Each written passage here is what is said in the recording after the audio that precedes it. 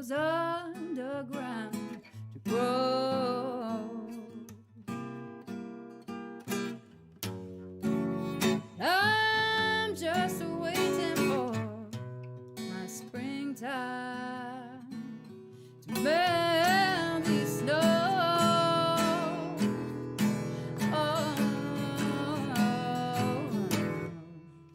I need to find my sweetness, dig deep beneath all this mess. So sick and tired of being on thorns. Where are the roses that from heart earth are born? I need to find strength and weakness, turn from cowardly to fearless.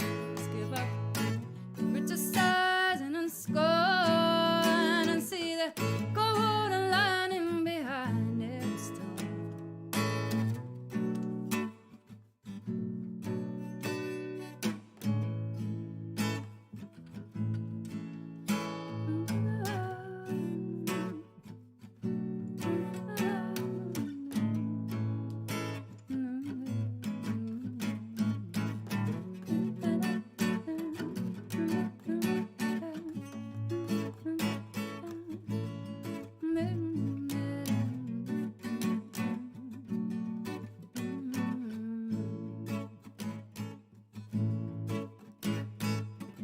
Never, never, never ends. Never, never, never ends. This spiral of violence is us versus them. Hunter shooting in the dark. Mistakes a job for a doe. Why don't we always pretend that we're so damn different? We'd smash the mirror and call it self-defense. It's all illusion. Let's start seeing friends instead of foes. And some will blame it on immigration, as if no one ever crossed the seas before. I'm just waiting for passion to tear down every wall.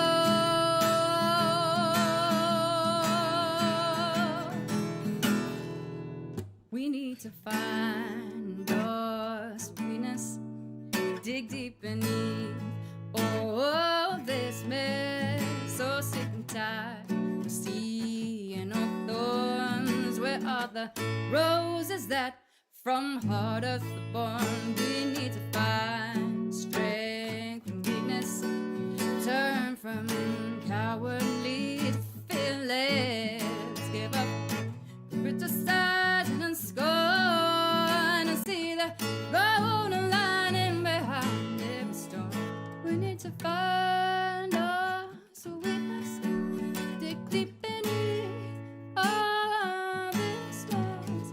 When anyone is beaten and so the whole earth starts weeping from mountain to core. We need to find strength and weakness, turn from cynical to innocent. Give up criticizing and scorn, see the golden lining behind every storm. Golden lining behind every storm. Golden lining behind every storm.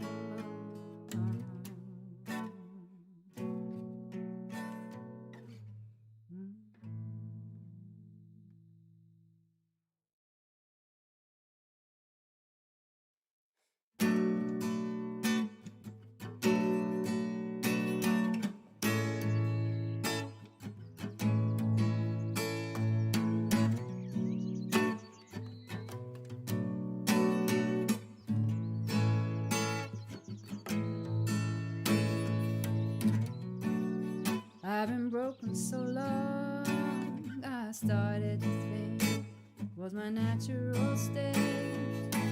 When they said you just have to battle all tears turn to ice as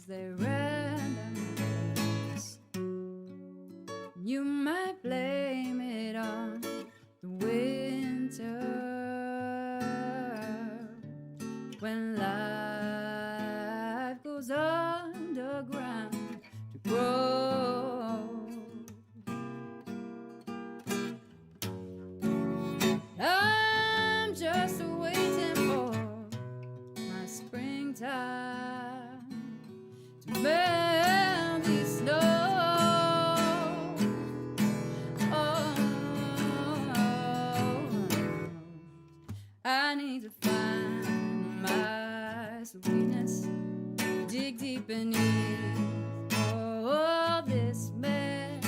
So sick and tired of being on thorns. Where are the roses that from heart earth are born? I need to find strength and weakness. Turn from cowardly to fearless. Give up criticizing and scorn, and see the golden lining behind every storm.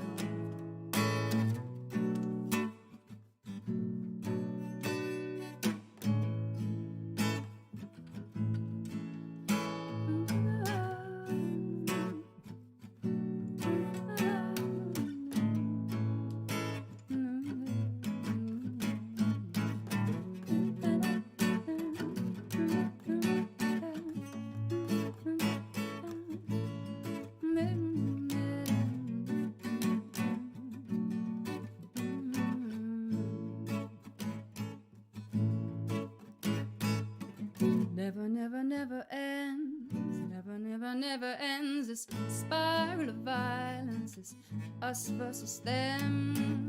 Hunters shooting in the dark. Mistakes a child for a dog. Why don't we always pretend that we're so damn different? We'd smash the mirror and call it self-defense.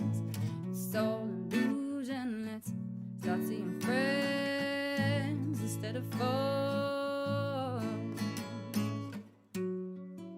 And some will blame it on immigration,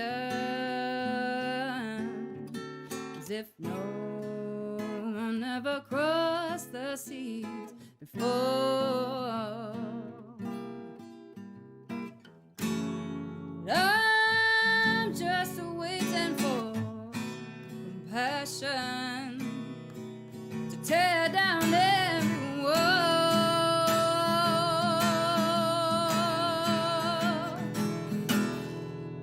We need to find our sweetness, dig deep beneath all this mess. So sick and tired of seeing our thorns. Where are the roses that from heart earth are born? We need to find strength and weakness. Turn from cowardly to fearless. Give up criticizing and scorn, and see the golden lining behind every storm. We need to find our sweetness, dig deep beneath all this mess.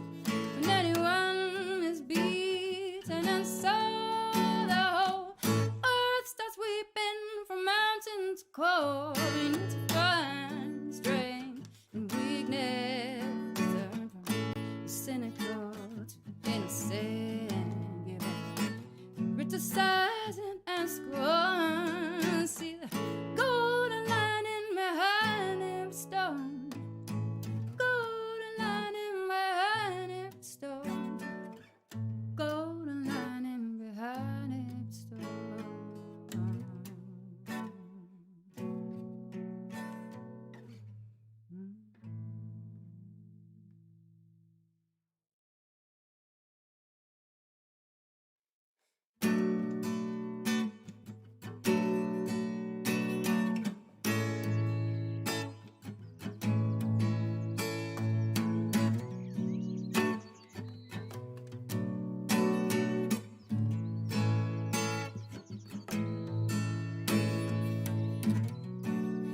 I've been broken so long, I started to think it was my natural state. When they said you just have to battle all, tears turned to ice as they ran down my face. You might blame it on the winter, when life goes underground to grow. I'm just waiting for my springtime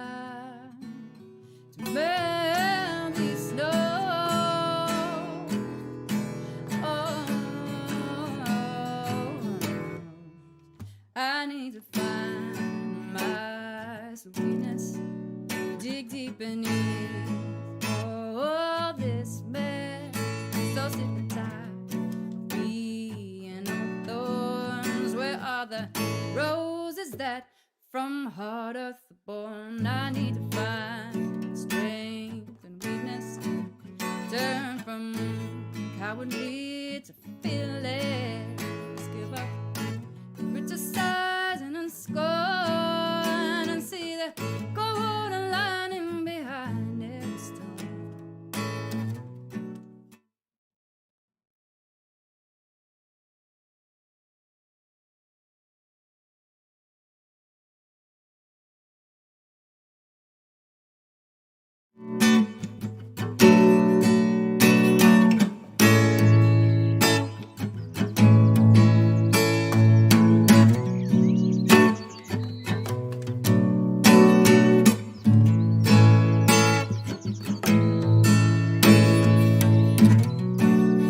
I've been broken so long, I started to think it was my natural state.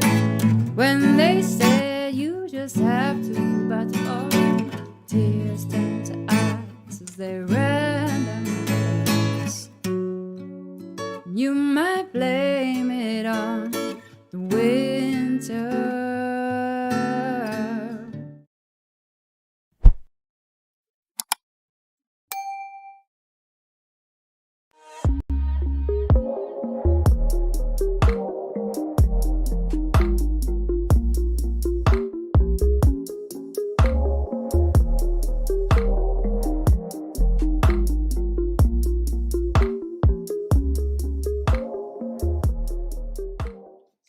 Start with a square, half of the log like this, and a square, and then cut off the edges to get an octagon, and then from that get it round.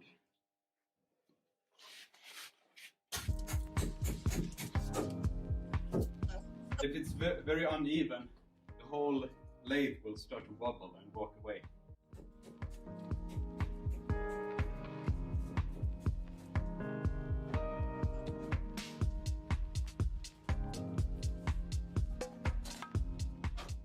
We're gonna screw this in the middle.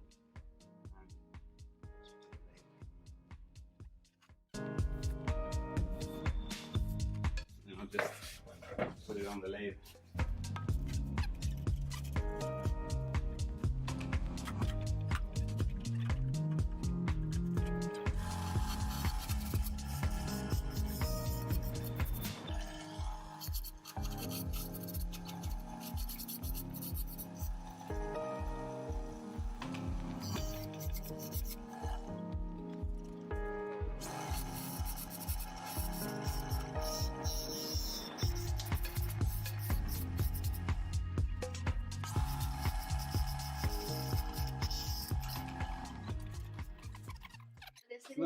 Nice. Titta där. Varsågod. Tackar. Högfiber snacks. Ja, just det. Fiber. High in fiber. Delicious for digestion. Yeah. Too much fiber makes you feel good. Look at those marks. Yeah. What's that? That's the steel or the iron reacting with the oak, and then you see what's called the medullary rays. They're very specific to oak. And then you also see the sapwood and the heartwood. Where's the heartwood? Here is the heartwood. Yeah. And here's just the sapwood, so this was half of the stem, or half of the log. And then you have to dry for maybe 2 months, 3 months, until it's like really dry. Or it will take some time. And then also now it's wet. You feel that it's wet. It's full of water. وَجَعَلْنَا مِنَ الْمَاءِ كُلِّ شَيْءٍ حَيٍّ. God says in the Quran that we made every living thing out of water. So it's a living material. You feel the whole room is filled with this aroma of the oak. From the, and then you can also find some like unexpected thing, like what's that? I think it's some bark like within. So it's always got some character when you get this.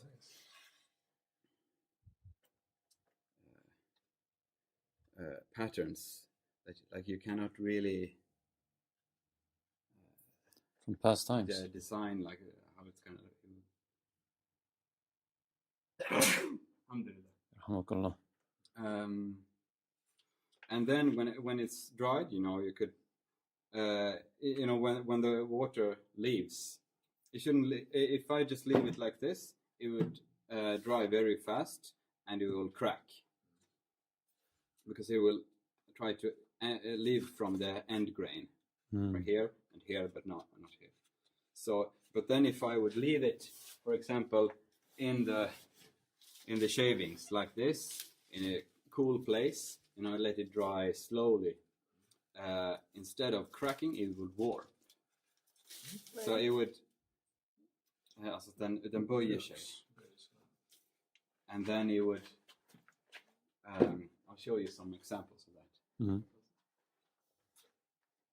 So you see, exactly the same thing. Here are the marks from the chuck. And like nice and round, but then when it warps, suddenly like if you feel it also,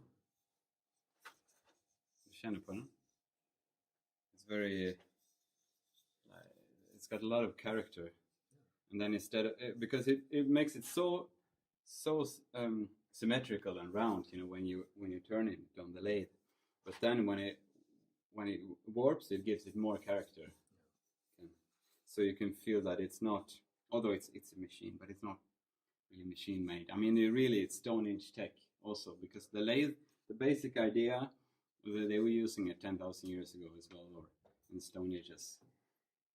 You can use it just by bending a tree, like a young tree, birch, for example, with a rope, and they take that rope down around something and down to a pedal, and you do like this, and it. Oh, like this illustration. Yeah, like this illustration.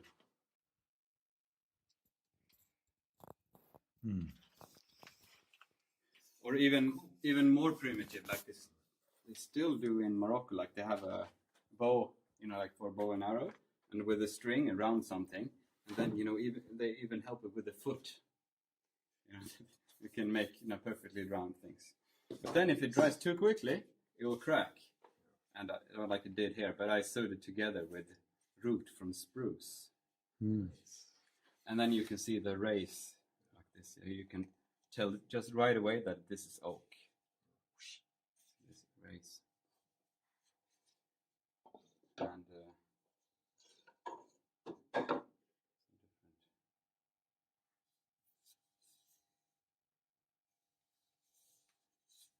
shapes, and then it's only treated with linseed oil, no varnishes, never. And then it would protect the wood as well, and so there's no barrier between it, and also you can even feel these rays. Feel with the hand.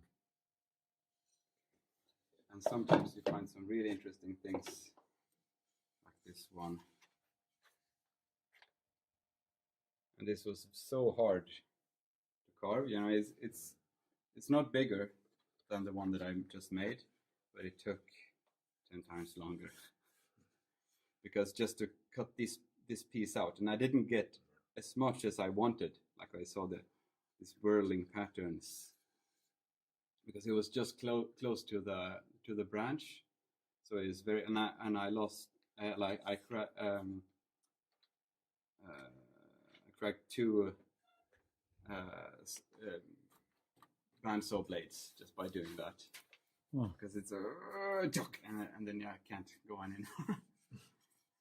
So it's tricky sometimes. Still turned out very nice.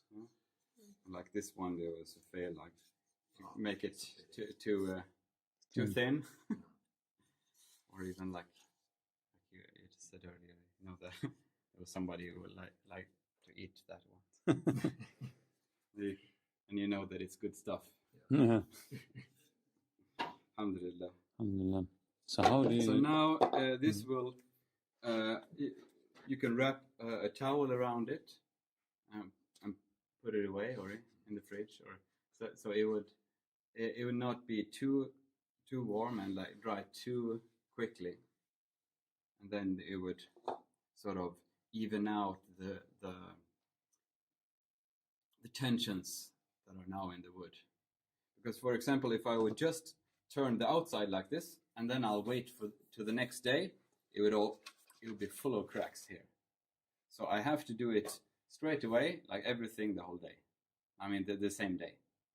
Otherwise, it will just be trash. And also, the thinner I make it, of course, the faster it will dry.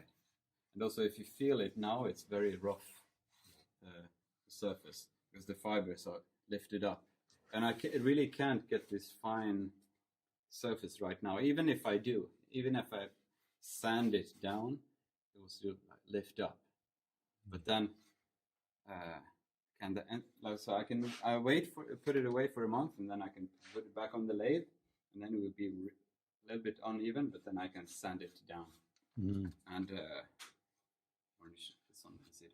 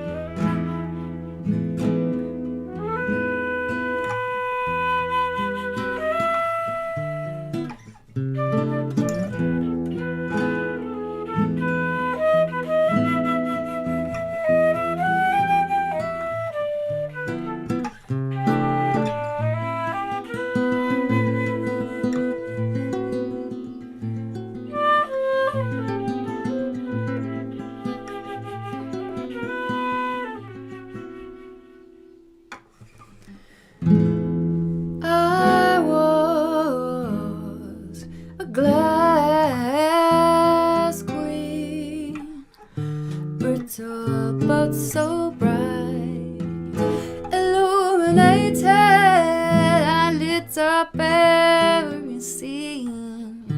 No thought of twilight. When the sun set, I found the darkness sting. Extinct my flame. I had forgotten all is passing. Nothing stays the same.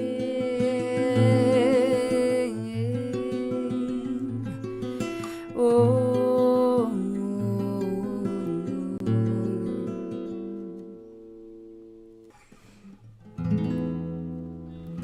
now I'm tired of being afraid of what all souls must taste.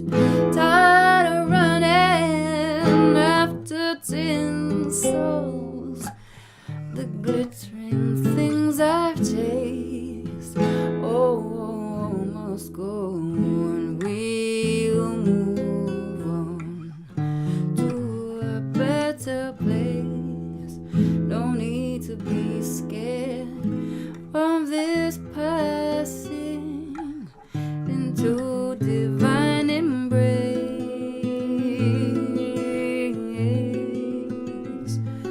Oh,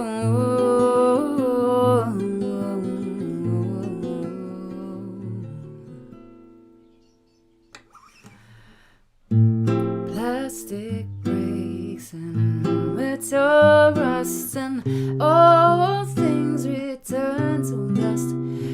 I wanna know that you're grieving, but all things are leaving us behind. All your fears and all your loss will evaporate like you know they must. We trust that we'll find our wings on the day we fly. And oh, that melancholic madness. Oh, will creep up on you in the night.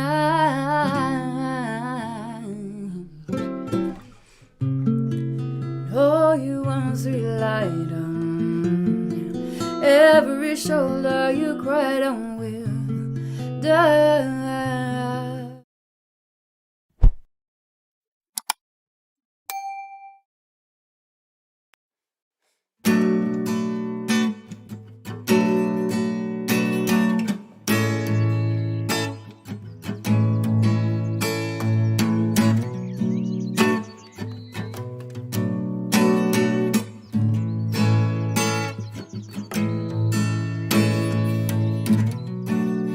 I've been broken so long, I started to think was my natural state.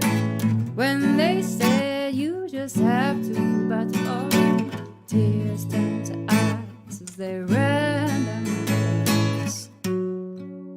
You might blame it on the winter when life goes underground to grow. I'm just waiting for my springtime to melt the snow.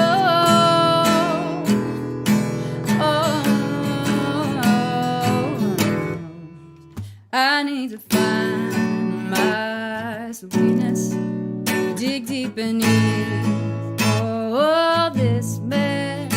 So sick and tired of being on thorns. Where are the roses that from heart earth are born? I need to find strength and weakness, turn from cowardly to fearless, give up criticizing and scorn, and see the golden lining behind every storm.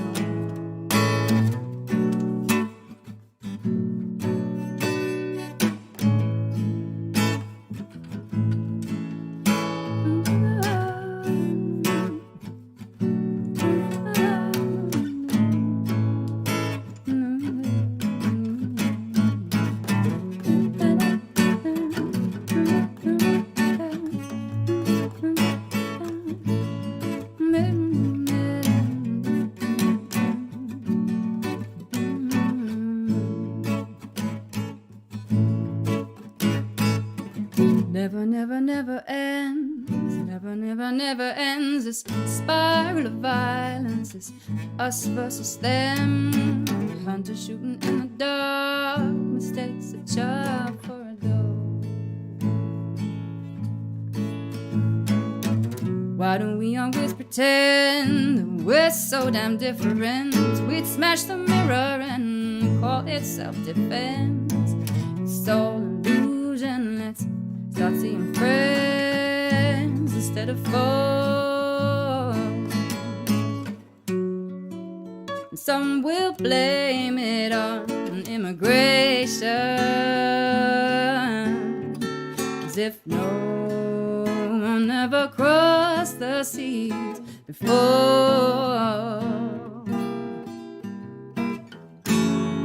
I'm just waiting for compassion to tear down every wall.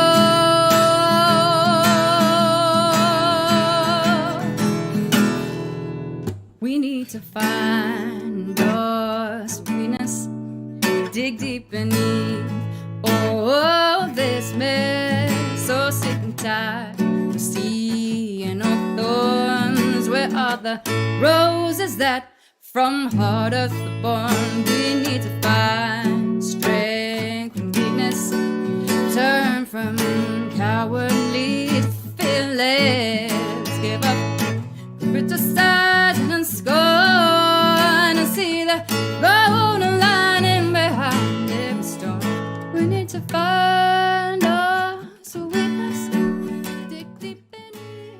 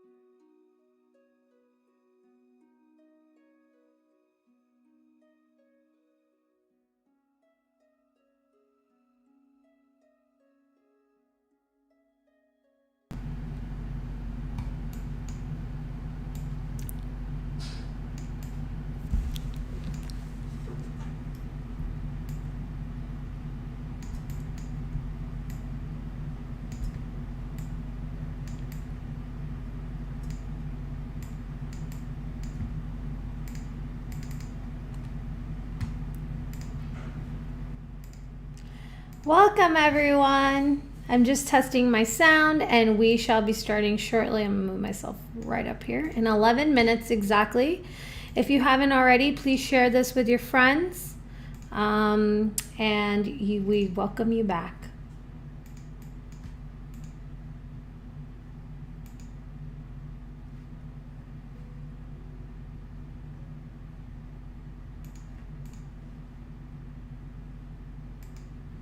We have Ahlaam here who is going to be live with us, so we're really excited for her to be part here.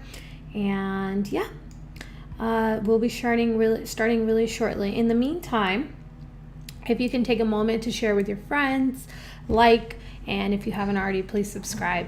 We are on a day 2 of week 4. We have 2 more days.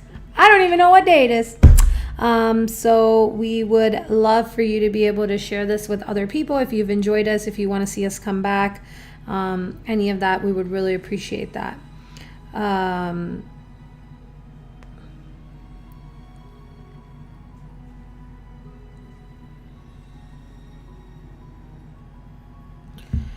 Okay, in the meantime, I'm going to go ahead and share a poem by Medina Whiteman with you all.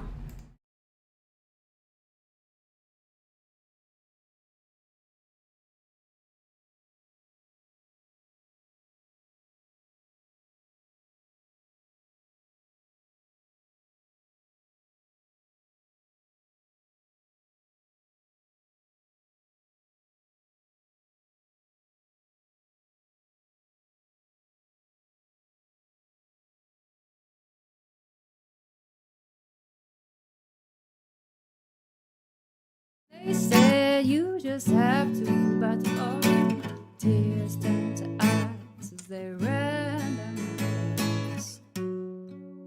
You might blame it on the winter when life goes underground to grow.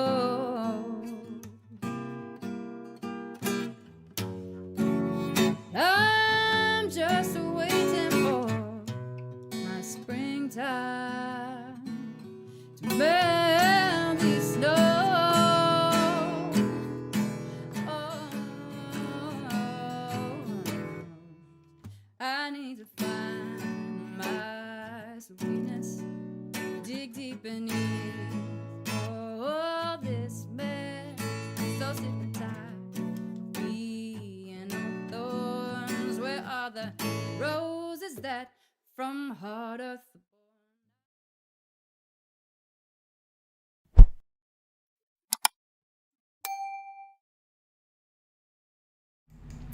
That's just a reminder for us all that if you could take a moment to subscribe on our YouTube channel.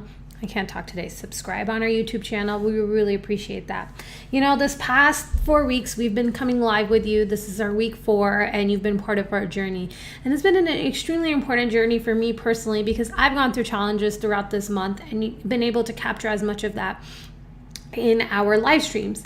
And so if you go back and watch, you'll see we'll have ups and we had downs, and the artists have been going through stuff just to show the reflections that we've been having with these diseases of the heart. So week 1, as you know, we focused on negative thoughts. Week 2, we turned establishing positive vibes. The next week, we focused on fear of death and turning that into embracing our life. So I would love to hear how the first 2 weeks went for you, and that was one phase. And if you noticed how we structured the program, we did it where week 1 was internal, and then week 2 was your external. And then week 3, oh my God, I'm blanking out. Somebody remind me what week 3 was. Oh yeah, becoming present.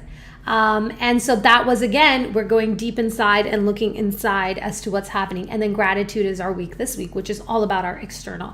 So we've structured this program with a lot of intent and as closely as we could to see what impact this can have. And we had the most beautiful intentions. Our artists have put everything out there to share with you all that they've put together. So if you could let us know what your thoughts were. I'm going to drop our email in below. You follow us on Instagram. If you have any feedback, we would love to hear. here. We have some really, really cool, exciting things coming up for season 2 and even with our content of season 1. So if you're just joining in, it's okay. This was just the beginning. There is so much more to come.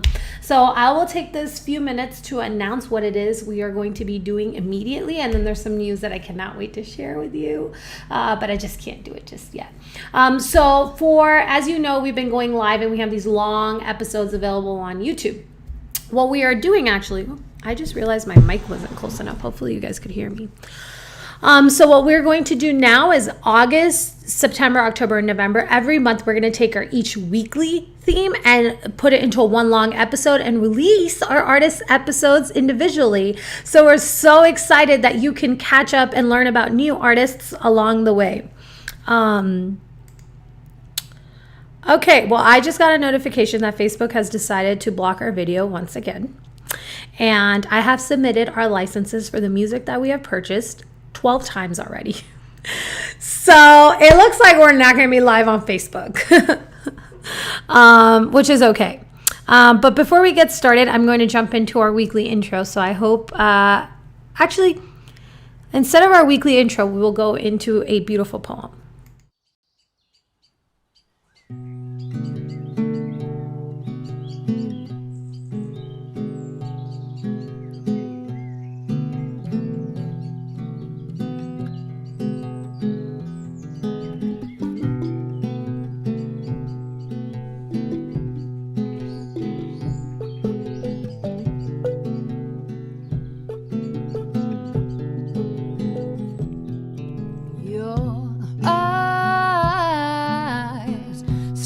To the left, your hand held high as though in self-defense. Is it possible that we used to connect wirelessly? Now our whole world's come in between, it don't make sense.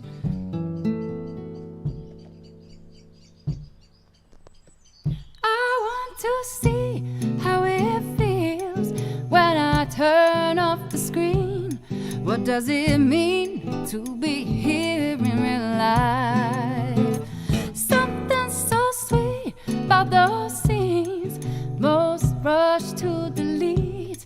Why don't we meet where the sunshine fills our eyes, where the crickets serenade us as we sip in lemonade and breathe the heat on pines and watch the evening fade. And we won't miss all our mirrors, 'cause this is more than glass can give us. Surely this is where our stories all get made. Oh,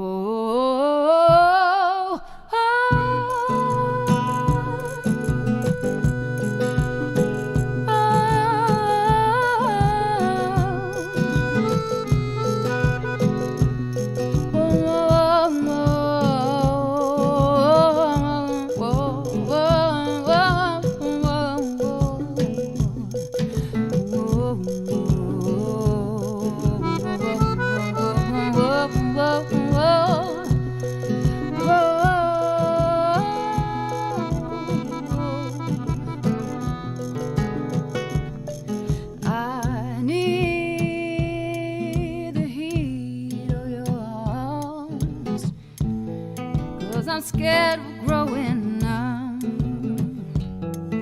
I thought we were close, but when I needed you the most, my heart's a button underneath your thumb. I want to see how it feels when I turn off the screen.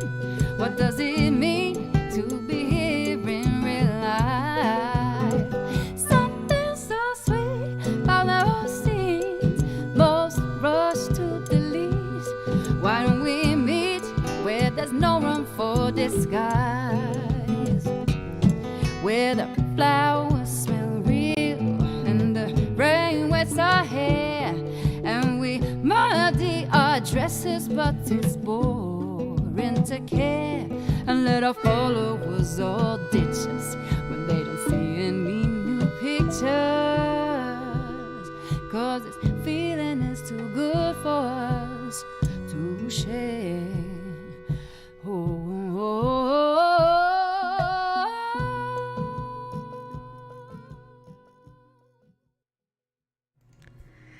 That was beautiful. Thank you, Medina, for sharing that with us.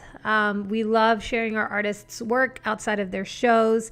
That's Medina Whiteman. She's currently in Granada, Spain, and she will be live with us tomorrow. So she does a live writing workshop with me, as you guys know.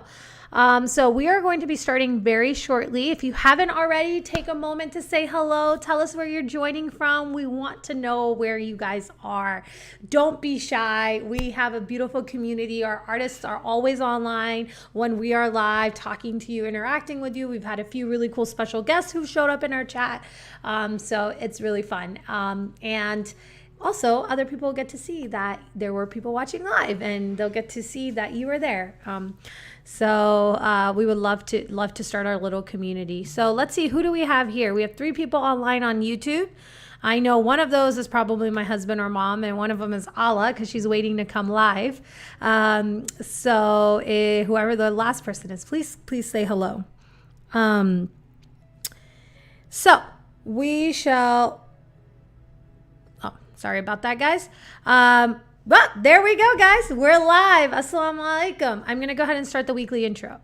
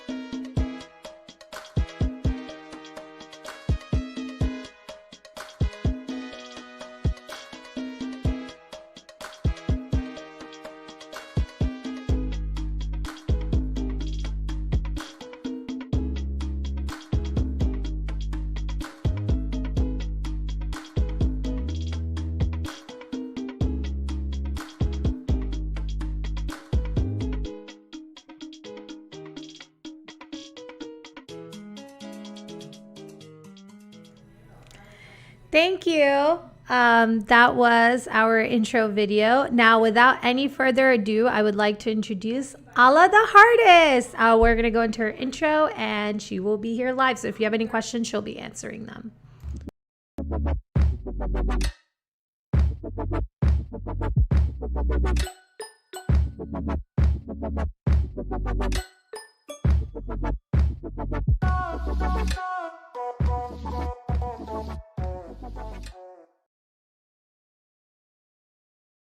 One second, guys. I'm having some technical difficulties, so I'm bringing Ahlaam live.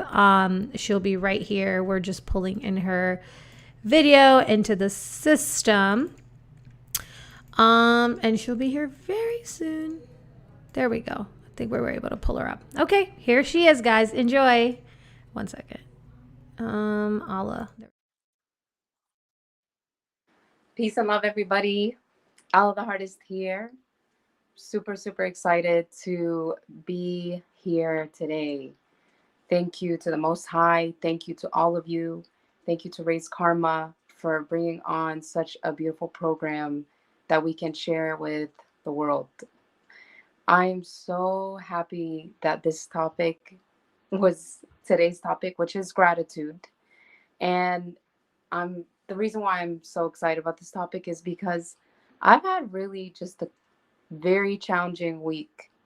And I think that the biggest thing that I've realized in my consistency in my journaling has been gratitude. And I do at least 5 sentences of things that I'm grateful for. And even in the times where I haven't found something to be grateful for, at least I have a reference that I can read again. And so I've been really super happy to like lean back on that during my hard times. And yeah, I think that pre-gratitude, sometimes we have to have a harsh situation, or maybe we're in a really happy situation and our gratitude increases. But I feel like in my experience, I've had both. I've had highs where I was like, man, everything's going so great. I got to stay in gratitude and just keep thanking God, keep thanking everybody that has helped me and has been in my space. And then sometimes my gratitude has been in times, after times where it's been so hard and I just haven't had a space to reach out to anybody but to the gratitude that I have within myself to God. And that high and low is what I'm going to be talking about today. And I'm going to start off with my song. It's called High and Low. So enjoy. It's acoustic.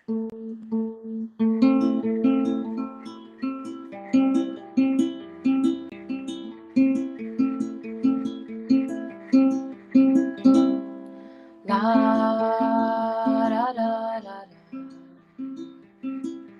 Oh, da, da, da, da. How many times can we say goodbye? How many times can we feel the high? How many times can we feel the low? How many times can we say hi, hi, la, da, da, da, da.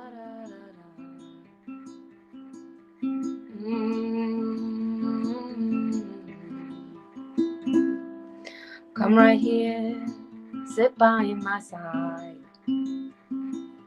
Don't you run and don't you hide yourself from me. You're all I know. Honesty is how we grow, grow. How many times can we say goodbye? How many times can we feel the high? How many times can we feel the low? How many times can we say hi, hi, la, da, da, da.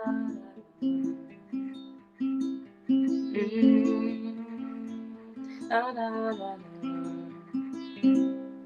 Sometimes I forget to smile. Sometimes it might take a while. Sometimes it just comes right through, shines right through, just like the moon, moon. How many times can we say goodbye? How many times can we feel the high? How many times can we feel the low? How many times can we say hi, hi, la, la, la, la.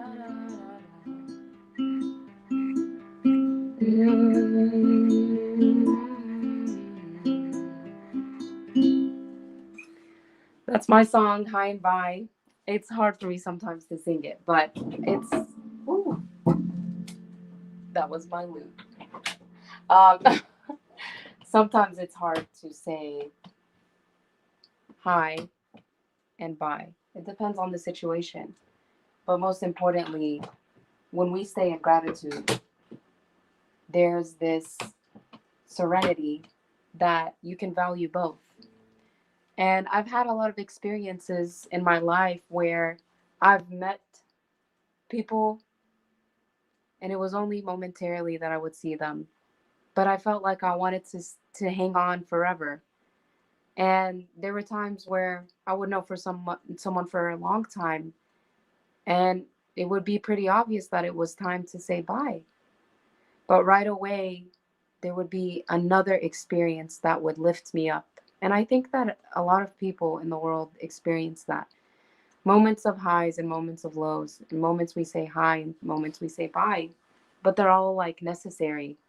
And I think that seeing that they both exist and knowing that they both exist regularly in our life is a space where we can create gratitude. Um, the reason why I say that is because I believe that things don't happen coincidentally. I think that things happen for a specific reason that's perfectly planned. And sometimes we can't really know exactly what it is. Sometimes we can't see it right away. But it kind of reminds me of right before a woman is about to have a baby. We can't really see all the details. But when the baby's born, it's like, wow, all that time we were worried. We were like, the mom was feeling aches and pains and couldn't sleep and morning sickness and all these things. But in the end, it was worth it because there's a new life that's brought. And I think that every moment is like that. I think every moment when you have gratitude and patience, I'm speaking to myself before anybody. There can be this beauty that just shines through from reaping the benefits of the lesson, regardless of if it was a positive one or a negative one, regardless if it was a hard one or an easy one. And so that song that I wrote was really tapping in on that. I was kind of going through a phase where, I wouldn't say a phase, an experience where I had left a long-term relationship. And, you know, it was hard to, and still I've had experience that it was hard to let go of something that had happened, something that was in the past. Um, but what you end up doing is that when you stay too focused and you hold on to something, and gratitude is paired with presence. When you are not present, you get to miss out on so much. Like you miss out on a lot. And sometimes the healing that you need is like right there. Sometimes the healing that you are looking for is right there as you needed it. And so gratitude is really a tool. I think that in general, like I've overlooked in my life up until recently. And I'm so grateful that gratitude paired with presence has been two tools to help me really just chug through and through so many different experiences. And I want to share one personally that I've experienced recently. And I think a lot of people can relate, um, especially with COVID, especially with everything that's going on. Sometimes I feel that I have wished that I would go back and do something differently. And some people call it regret, but I think that's part of the lesson. And from that experience, you can reap gratitude to stay more present with your experiences so that you get the most out of them. And when you get the most out of them, you get the lesson right away rather than later. And an example of that is I've really been wanting to like paint recently more. I've been painting a little bit, but I've been wanting to paint a little bit more. And maybe I just haven't been in the space to do it. I've been more in my music and also just kind of um, working on different aspects of my life, finances and whatnot. And I realized that I don't have a lot of paint. And I was just like, man, because I don't have a lot of paint, I can't create anything. And then I found myself in a funk. But really what was happening, and I knew better, is I wasn't staying in gratitude. I wasn't being present. I wasn't saying, you know what, God, maybe it's not the right time for me to paint. Maybe that's why the paint hasn't showed up. Maybe that's why I don't have the means for it right now. But as soon as I had that presence and I had that gratitude of saying, you know what I do have is my keyboard, my guitar. I have another means of art expression that I can use to let out some feelings and emotions. And as soon as I realized that and I started creating, it's like I knew that there were things that I was experiencing that I had to let go of.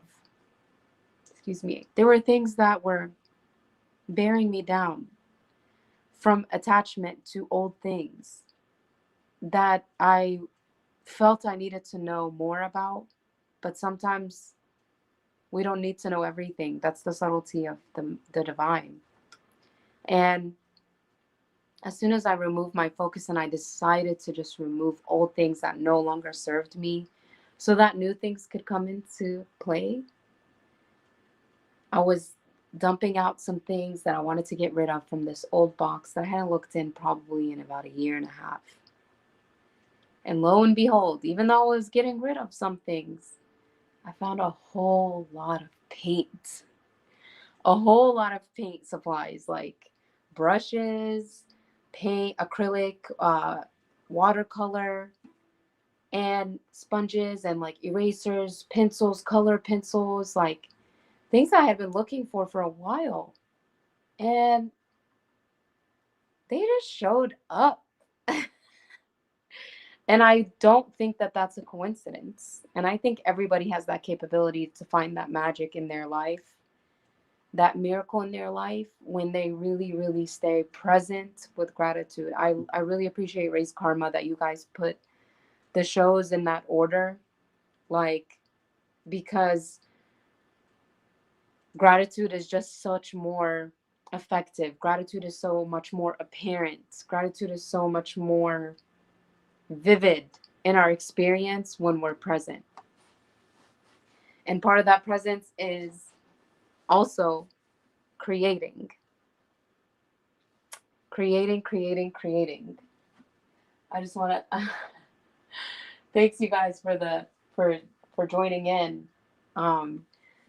Creating allows that presence, because when I say creating, it could be a song that you already have, but then maybe you're adding another layer, or maybe you just want to just jam out or start a new project or paint a new art piece, or maybe paint an art piece that doesn't have a specific goal in mind, just going wherever the pencil or the brush leads you. And the more I've stayed away from creating, I realized there was a correlation with staying away from gratitude. And sometimes it can be so hard. Sometimes it can be so hard to create. But really, what ends up happening is it kind of takes me personally down this spiral of not grasping onto the things that are already there in place for me, that have been placed there so perfectly. And I'm so grateful for my family. I'm so grateful for my best friends that have been there for me in hard times and in good times. I'm so grateful for my instruments that can be a means of expression. I'm so grateful for my health and for bettering my health. I'm so grateful for Raise Karma, you guys. Raise Karma. And I really love that name, because raising our karma, raising our energy through creativity, through awareness of the spirit, through awareness of that evolvement and becoming stronger in ourselves. Those are things that are so valuable. I don't think there's any monetary value that can be put on them. You know, I'm just super grateful for everything that has been manifesting in my life. And Raise Karma has like just paired so perfectly with things that have been happening in my life. And it's been awesome to use those shows as like a reference to look at myself and to also like be very optimistic and forward moving in my steps towards my music. So thank you, Race Karma. Thank you so much for the team that has put in so much effort to really support all these artists that are on here. And thank you for the artists as well for your time and your energy and your amazing perspectives that you've shared with us. Like, I still have yet to watch all of the shows, but so I'm excited with what Race Karma has coming. I still got to catch up on all the shows, but from the few shows that I have watched, I'm just like, those messages have just penetrated my heart. And what better way to end the season with gratitude? It's just like a seal, you know, it really is like a seal. And I want to end actually, before I bring Amna back on, because I really want to chat it up with her, and she's so awesome and so patient with the process. She really is. Like, I am so grateful for her. But before I bring her on, I wanted to do just a little improv that I've been working on the past few days. And yeah, enjoy. And if you want to jam out, move, do a little dance. So enjoy. All right, let's go. All right, here we go.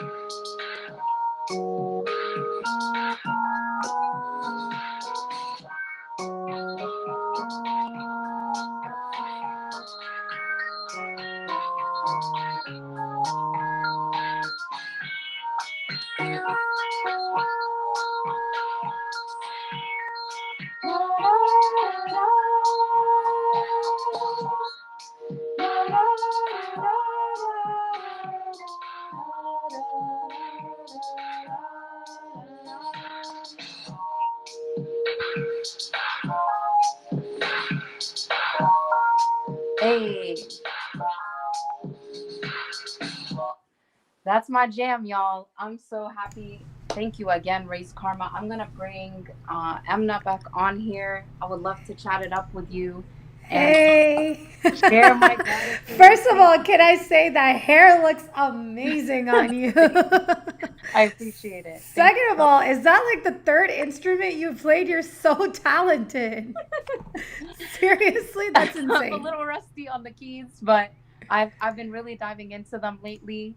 My main instrument is the lute and the violin, but yeah, I play a little keyboard. It sounds awesome, and I was jamming it up. Thank People saw me be vulnerable. Honestly, today's episode seemed like you were like just in this like space of like, I don't know. It seemed like you were falling in love with yourself in some ways. Yes. I can tell, like there's some Yeah. energy even through the screen I'm feeling.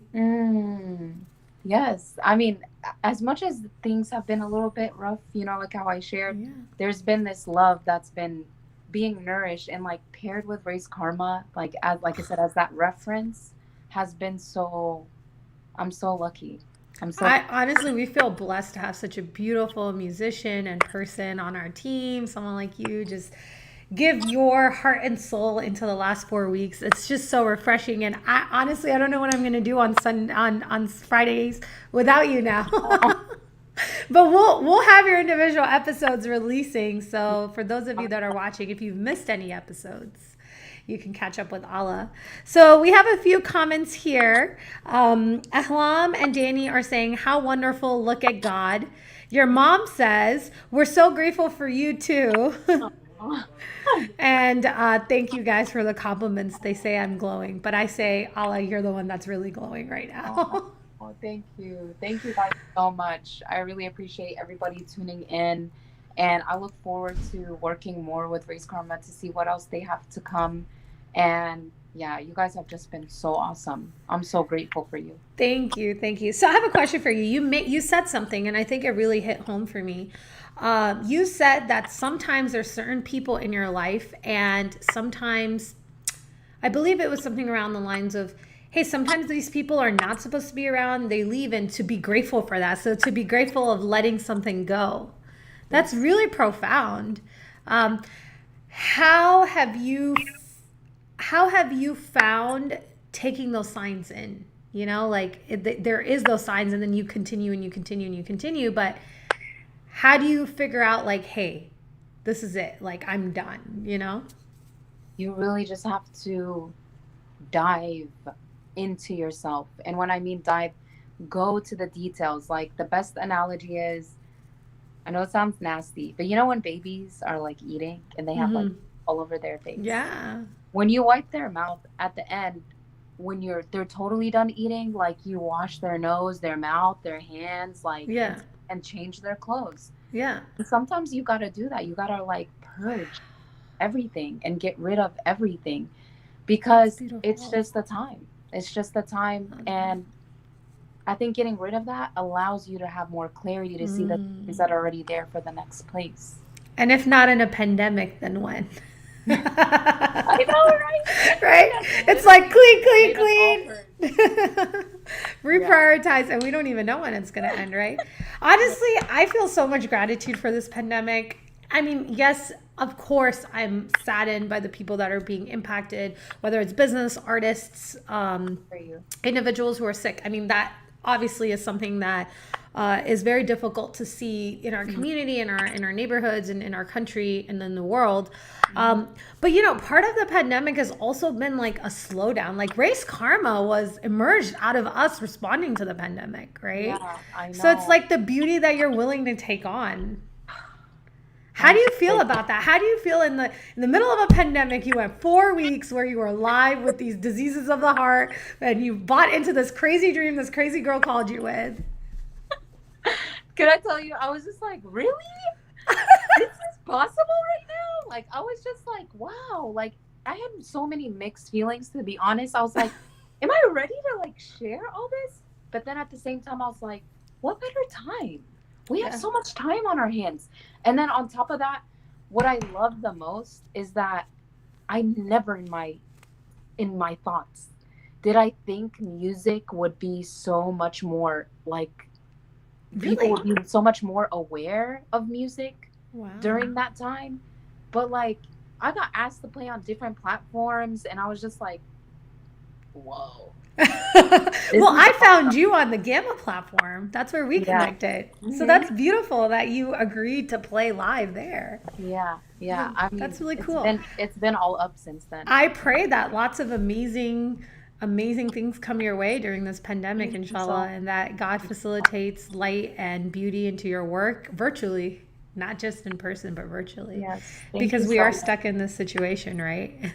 So I have a question for you. You are like, you've been in over 2,000 users' living rooms. I mean, we've had 2,000 unique viewers watch your show, and you've had over like 1,800 views total. So like, how does like, you know, it feels weird because you're on the other side of the camera. You don't know who's watching, but how does that feel, like hearing that and being like, your work has impacted people's heart? It feels really exciting because like I've always wanted to share a lot of my music. Ahlaa the Heartist, it's about the heart. So kind of having that push in my public profile, like as a musician, paired with something that has to do with the heart, it aligns with what I want, like, to go forward in my music. So it was just so perfect, you know, like, and like how the last show's gratitude is just like, that's exactly how I feel, like ultimate gratitude for this whole experience, you know? That's beautiful. Yeah, you know, when I was putting this video together that I'll show in a minute, and in the end we put like our team put a little message like, thank you for following our journey. It wasn't just like, it was you guys as the artist's journey, but it was also our journey as we were doing the live production and doing everything together. And that was definitely like very soul cleansing to hear your music and kind of let that sit in and say, hey, like, this is really like, I'm going to let myself feel this. It was very beautiful. And I loved your show. And I really hope that, I'm really excited. I know we will, but we have to figure out details, but we're excited to have you and be on our platform and continue to keep making this going. We're so excited. I'm excited as well. Thank you so much. I appreciate all the love. So next we're going to have Ahlaam join. But before we do, we're going to take you guys to a weekly intro video.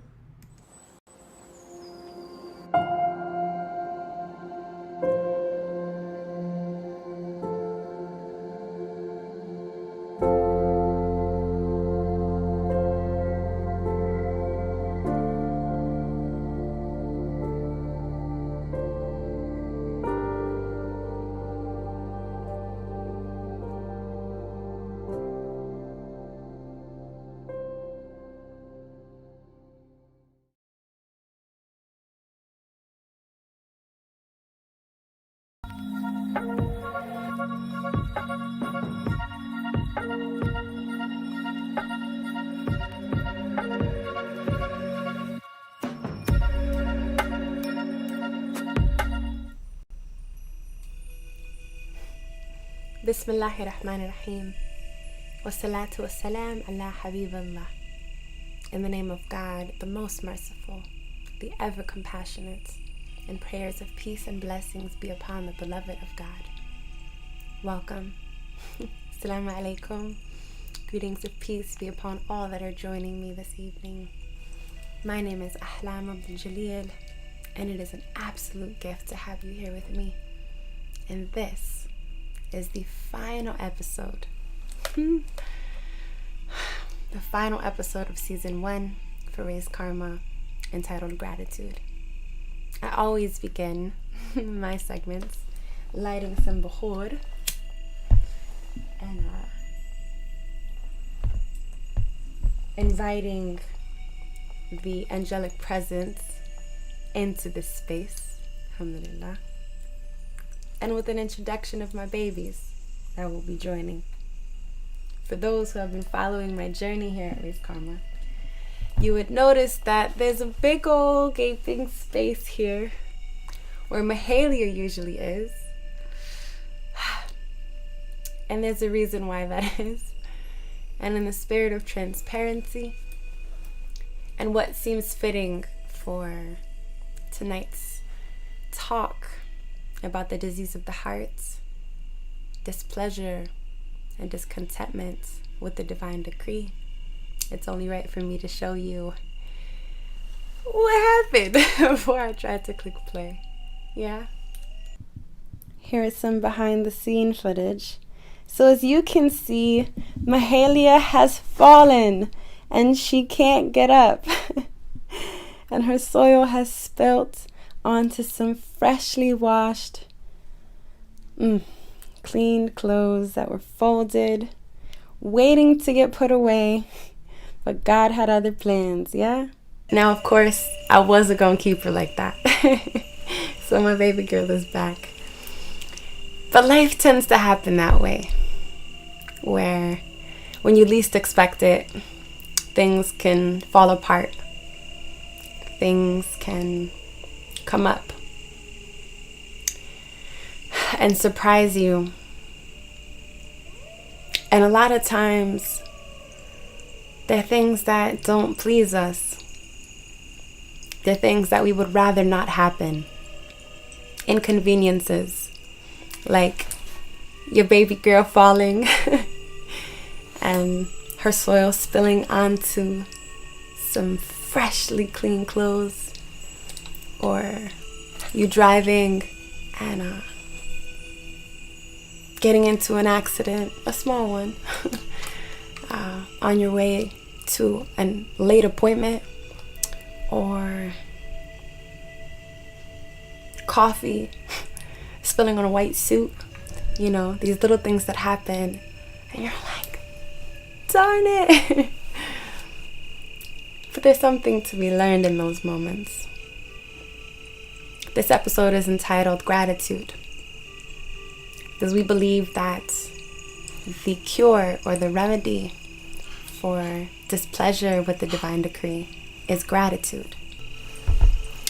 Woo! Okay. All right.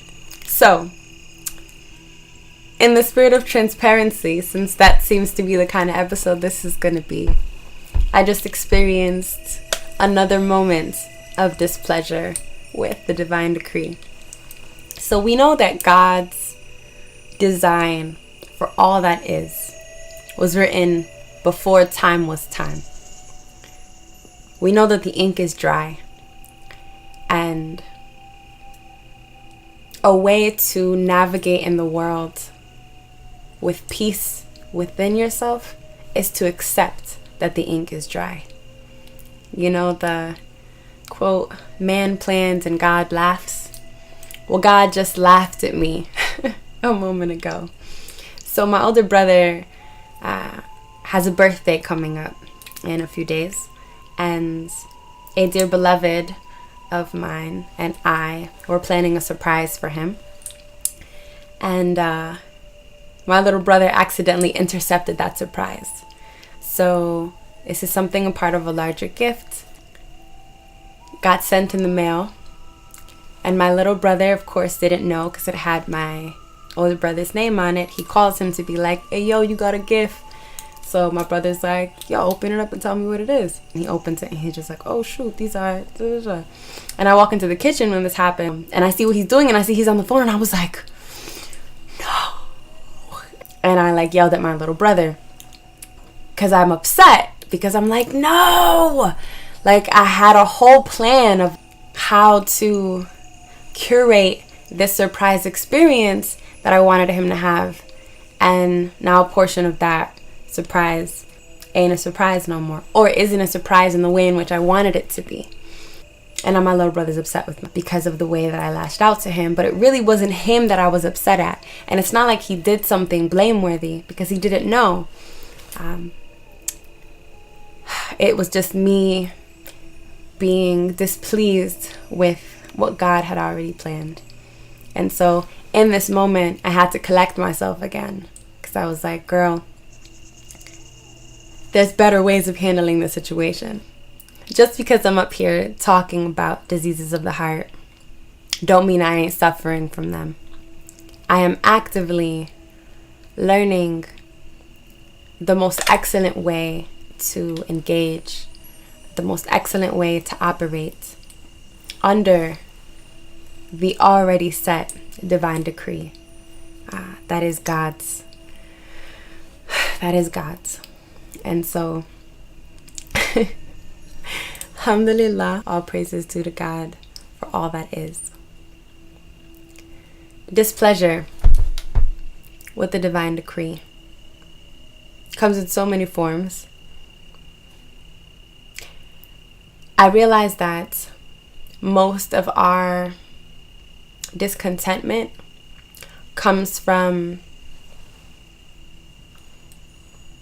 our projections of what's supposed to happen and the thing that takes place not aligning.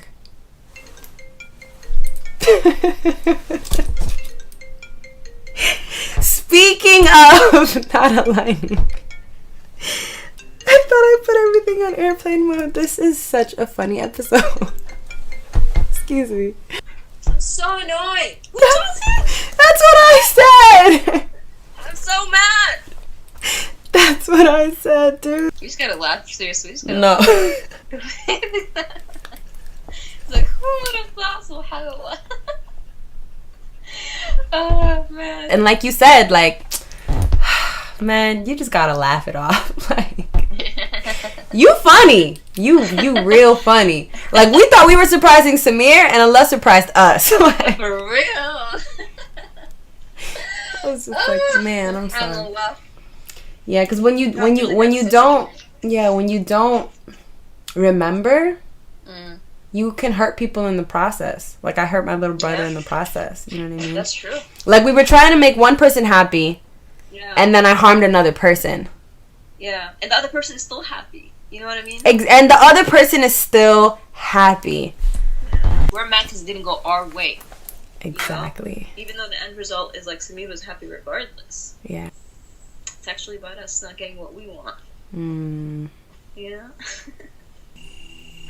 And that was our lesson for the day. So every day,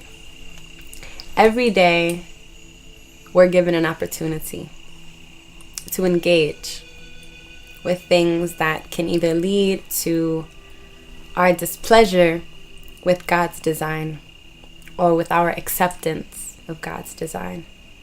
And to take it a step further with our thankfulness for God's design. So what just happened to me today taught me a really grand lesson that when you don't engage properly, when you don't engage with excellence, when you don't remember that God is the one in control, when you don't remember that the infinite one is the one orchestrating all that is, you can harm people in the way that you respond to things not working out the way that you had intended. But our displeasure with God doesn't just have to be about the little things happening to us, but the larger things. I spoke to a very good friend of mine recently who was telling me that they had a quarrel with the Creator. A quarrel with the Creator. They were upset at the way things were across the globe. All of the injustices that are happening, all the suffering taking place. That they didn't understand it. That they felt like it wasn't fair. That they felt it was unjust for all of these injustices to be taking place on people who can't even protect themselves. And I was thinking about that. To quarrel with the Creator, to fight with the Creator, to go to war with the Creator. Who are we to question God about what He does? Our limited understanding of all that is. Who are we to go toe-to-toe with the one who knows all things? With the one that creates all things? Who are we? And it makes sense for us to be disturbed by what's happening in the world, knowing that there's a merciful God. But it isn't God that we have an issue with. It's our fellow men and women that we have an issue with. Mankind, who have been bestowed with free will that use their will in ways that harm so many. It is people in the world with diseased hearts that have yet to purify, that don't know to purify, that are causing all the things that create our issue with God. And in that is a sign for those who see that what you have an issue with in the world exists inside of you too, and serves as a reminder to purify your own self, because that's all you're in control of. So if we got an issue with the wickedness in the world, then we need to deal with our own righteousness, right? If we got an issue with the darkness in the world, then we got to deal with our own light. What are we contributing to the world? And are we contributing in a way that can lead to another person having a quarrel with the Creator? Because if that's the case, then man, we got a lot of work to do. A lot of work to do. But yeah, our displeasure, my displeasure, I'll speak from the first person. My displeasure with the discontentment that I carry for years and years and years came from not feeling like I was enough, wishing I was someone else, was born into a different family, at a different time, in a different place.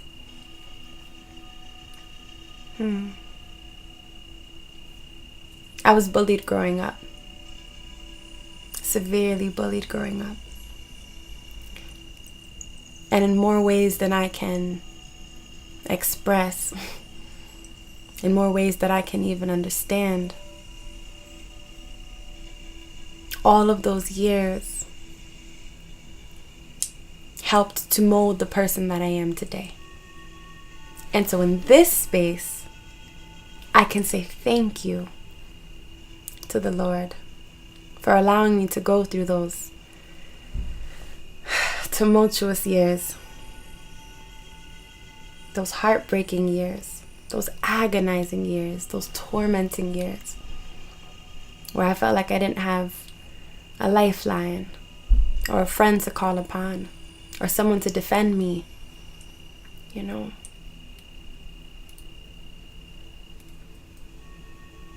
Now I can see the beauty from what came out of all of those years, because I have a different level of empathy for the downtrodden, for the least, the left behind, the looked over. I defend people with an intensity and with an urgency, and I don't think I would have been this way had I not gone through what I went through. But for a long time I was angry with God. For a long time. Comparison, though. It was me wishing that I didn't grow up in a Muslim family, in a post 9/11 society.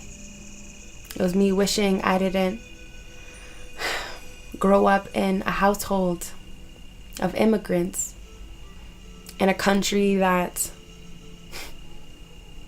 believes in patriotism and the American way that don't really look like my kind. Growing up in a city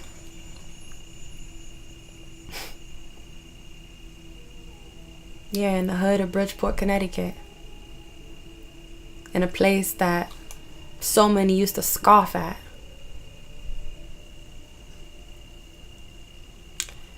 Being educated in a high school that was called the Dropout Factory. Being educated in a facility, in a high school that was across the street from a prison, on the same block as a strip club, across the street from a liquor store. I would see so many things and I would be angry. Like, why we gotta live this way? Because you don't see that in the places, in the other places in Connecticut that don't look like us. That would be forbidden for them. But for us, these conditions are appropriate. Yeah, I was not okay. I was displeased. Justifiably so.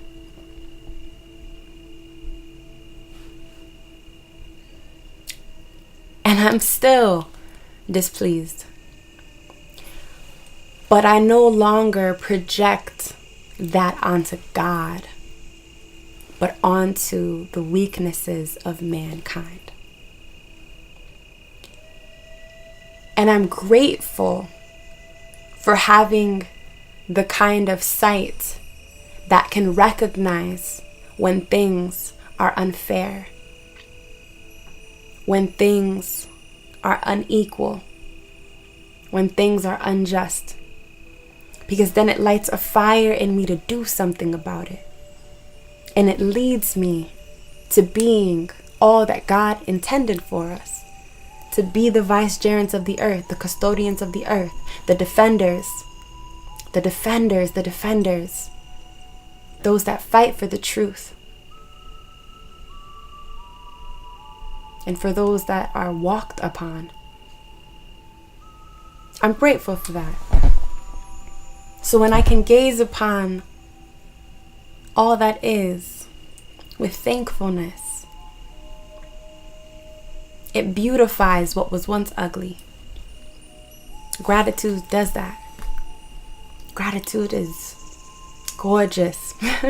Gratitude is gorgeous, and it's beautiful, and it beautifies. I once heard that gratitude ennobles one's face. It magnifies one's light. There's a difference, in the energy of people and in the environment of people who walk in gratitude, who walk with thankfulness, and in the recognition of what they have, and the appreciation of what they have. Or what they no longer have, or what wasn't meant for them to begin with. It's disrespectful not to thank God. And it dishonors oneself, it disgraces oneself not to witness the value of what you have. Because when you can't see the value, you can't take advantage of it. And you do such a disservice to all the gifts that you've been given. There's a Somali proverb that when translated into English says, health is a crown that's worn by the healthy, but only seen by the sick. For example, our own health is something that I'll say I don't respect as much as I should. Because if I did, I would do my best to preserve it with proper nutrition, hydration, exercise, sleep. And it's not just my physical health, my mental health. I would be mindful of the things that I'm seeing and the things that I'm listening to, the things I'm consuming. Spiritually, I would honor my soul,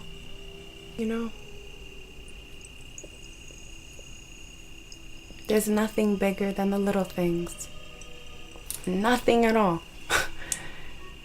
It's all the minor moments that create this life of ours.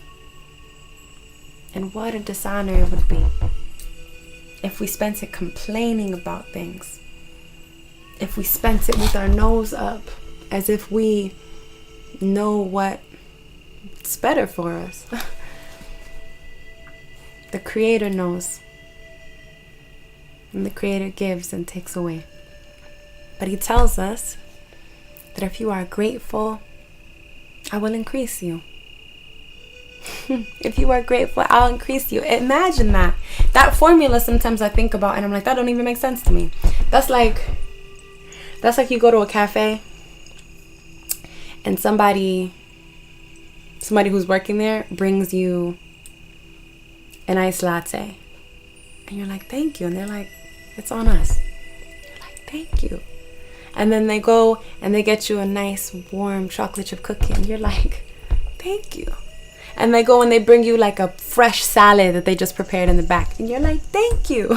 And then they bring you a milkshake, you know what I'm saying? Or a smoothie to drink it down with. And you're like, thank you. That's how God works. Every time you're grateful, he just gives you more. So then it makes me question, is the opposite true? If you're ungrateful, will God give you more things to complain about?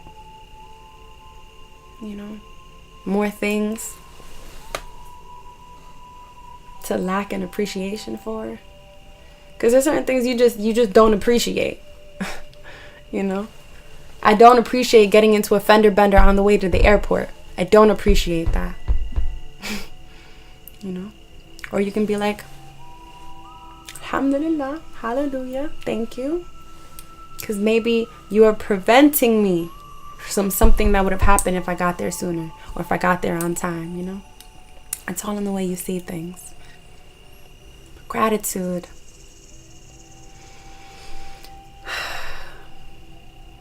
It reminds me of this song. Okay, I want to quickly play it, or just a portion of it, okay? Hold on. Gratitude. That's my everyday attitude. Gratitude. Gratitude is the fruit of life. Yes. The nourishment of the soul when there's no food in sight. When your vibrations are low and you feel blue inside. Gratitude is the attitude that gets you through the night. Yes. Never believe in lack or limitations. Anything can be manifested with a little appreciation. Yes. I appreciate my life. Ashe. I appreciate my breath. Ashe. I appreciate my sight. Ashe. Gratitude for my health. Ashe. Gratitude is the happiest mood. Even if I happen to lose. Everything deserves Gratitude. It's my everyday attitude. Come on. Gratitude. It's my everyday attitude. Bismillahirrahmanirrahim. Wassalatu wassalam ala.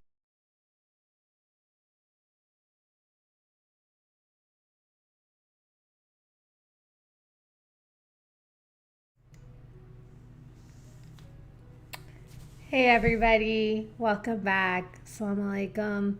May peace and love be on you all. That was a beautiful, beautiful episode. Thank you so much, Ahlaam. That there was a lot you gave us to think about. And so in the spirit of what Ahlaam was sharing, I wanted to take a moment and thank you all for following our journey. Thank you for being here. Thank you for holding the space. Thank you for caring. Thank you for listening. Thank you for sharing. Thank you.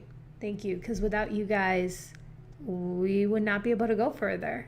And we've gotten some incredible feedback, and we're so appreciative, first and foremost, to God for giving us the opportunity to find a space of positivity, and outside that, chaos in social media, outside our window, in our country, our president. I mean, it's a lot. And so thank you, God, for giving me a space, first and foremost, where I can come to 4 days a week, where I can just let my heart be and focus on that and ignore all the other things. To be honest, since Race Karma has started, I don't even have time to watch the news, which is actually a blessing, if you agree with me. So before we move on, so we had been showing Congregate at this at the 7 o'clock hour in Central Time, so that's 8 o'clock in Eastern. But this week we have a special episode for you guys. So our very own, if you saw this past Thursday, we had Azzah Sultan talk about her art installation and what she created, and she's out in New York. So she has actually shared a very beautiful, beautiful piece of her artwork, a series of videos that we will be showing right now. And I will be coming back and forth live to talk to you. Unfortunately, she wasn't able to join us live, but she did talk about it. And so if you watch the episode from Thursday, you'll see her talking about it. And then I'll walk you through some of it because I've asked her so many questions because I'm fascinated. So her exhibition, her piece is all about like a mother and a child's relationship. And here are the series of videos that she's created. And what a beautiful thing for us to show and support her. I mean, the thing I'm most grateful for in my life is having my mother. You know, my mother actually didn't have her mother. Her mother passed away when she was 4 years old. And so my mother gave me even extra love. And so my mother's pain ended up being even more gratefulness for me because I got the most beautiful mother I could have ever asked for. Like, God gave me the best mother. And I know we all think, and for those of us who've been blessed with great mothers, we all think my mother is the best. And those of us who haven't, I pray that God gives you something really, a relationship that you could be grateful for the rest of your life, something that you can go to your grave and then in the next life with, that you just want to fall into gratefulness for him, inshallah. I mean, so we will start with our first series, and then please send us questions. We would love to have a conversation about what she's trying to express here, and let's talk about it. So here is Azzah Sultan's first piece.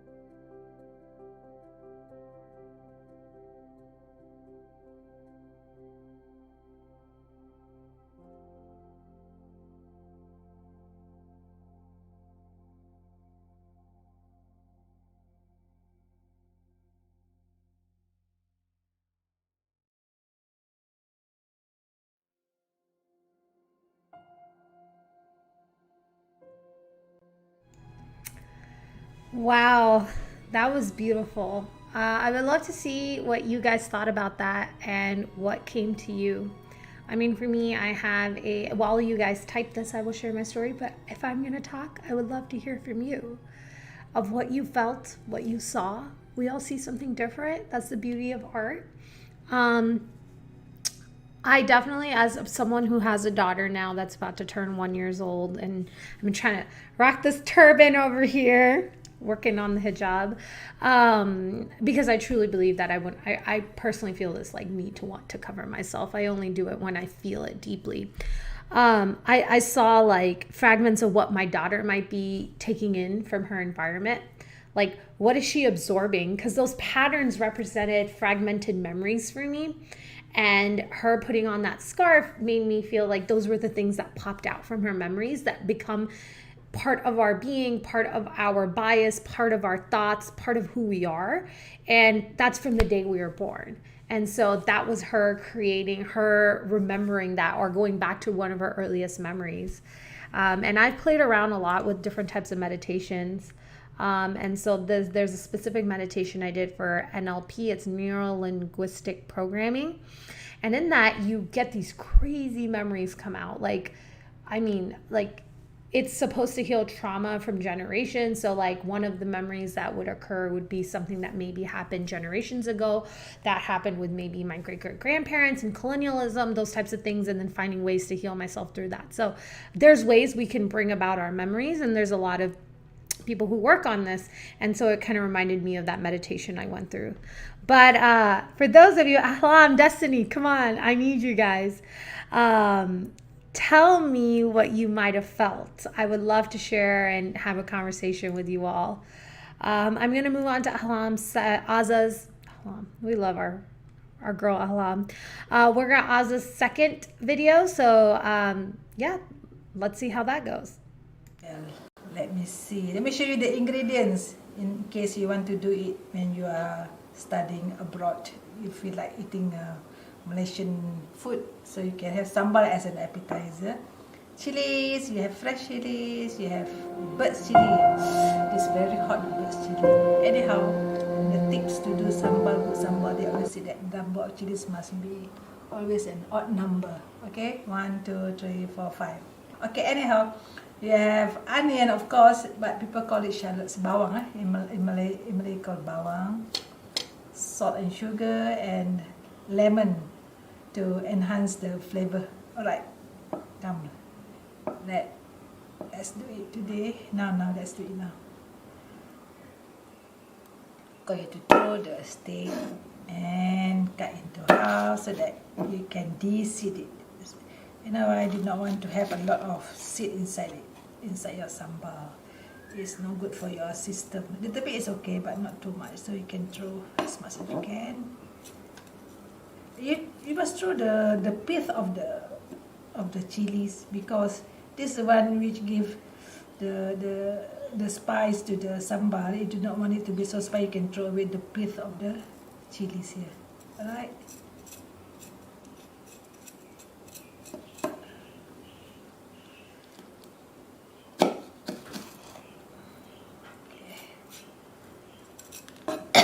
Okay, let's see the bird chili. In Malay, they call it chili padi. It's small, but it's very strong. It has a strong flavor. It has give you pedas, hot chili, hot. And your fingers can feel the heat now.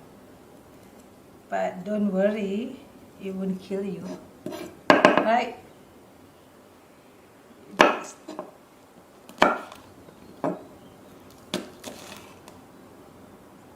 This is the bit, okay.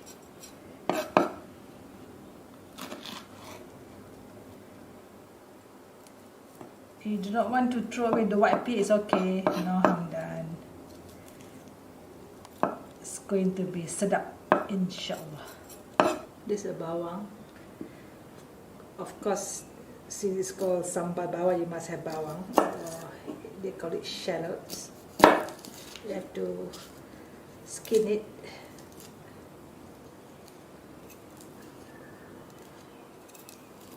But be careful, sometimes You must, after peeling it, you have a teary eye. But it's okay. It's no harm done.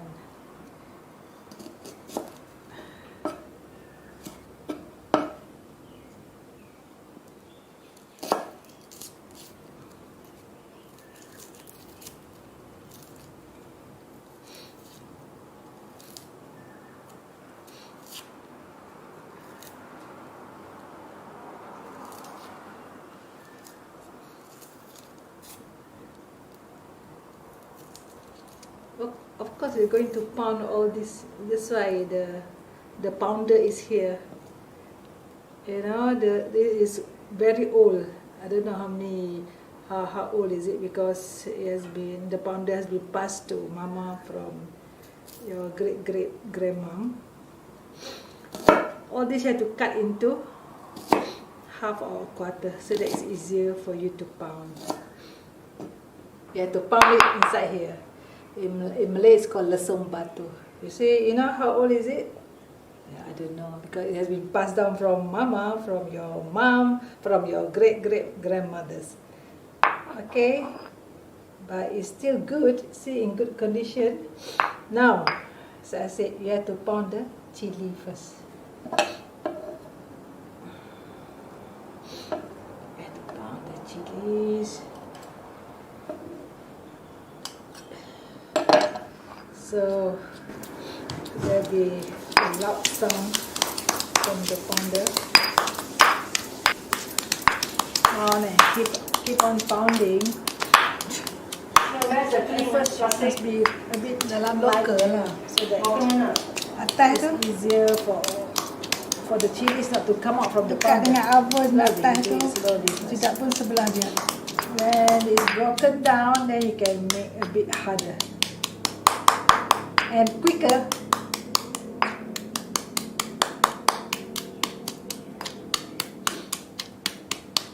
You can see, you can smell the chilies now. Okay, today I make for you the sambal bawang. So you add the bawang or the shallots inside the pounder, pound it.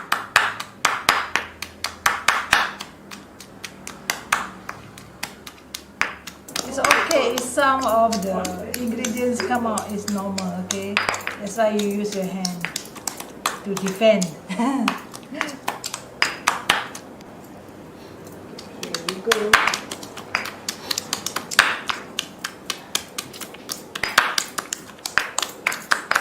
So, it's almost there.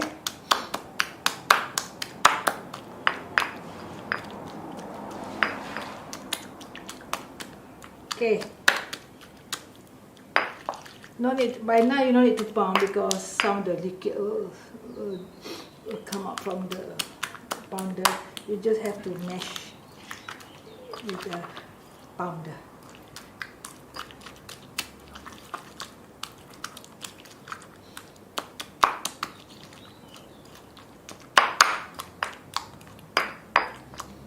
Of course, it won't be as smooth as when you blend it. You don't blend your sambal, you have to pound it. You blend your sambal, it's called cheating. Why is it cheating? Cheating because traditionally we do this way, okay? Tu RM13 tu it's better because RM13. you not want your sambal to become a puree. Apa buat apa ini hari tu sementara Azzah kat tu, aku lari aku beli chicken semua. Dan next time cut into pieces and give it the whole small stuff. Tengkok semua. Sugar, some sugar, a bit of sugar.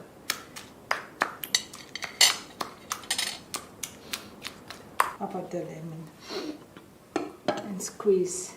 You can squeeze later, but it's better you sprinkle the juice inside the pounder itself. There you are. See? So, doesn't it look mouth-watering? After adding the lemon juice, you can stir it with the pounder. There you are, your sambal bawang or onion sambal.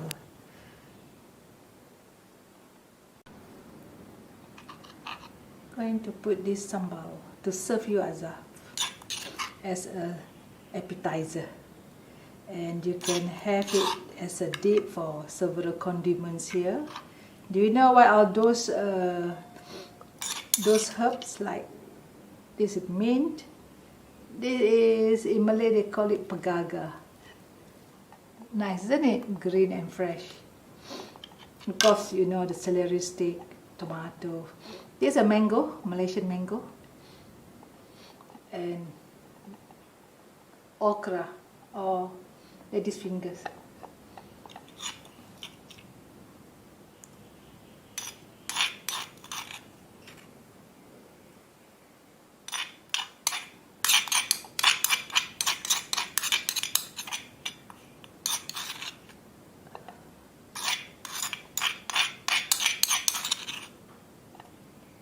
Here you are, Azzah, as an appetizer for your lunch today. Enjoy. That was so sweet. I loved it. It was so cute. Tell me what you guys thought. Ahlaam is saying, I love how there is no face in the video. It made such that any woman could see herself in it. Yeah, I agree with you. I think that was very beautiful. So we have time for one more, and then we're going to go on to Ras Muhammad's episode.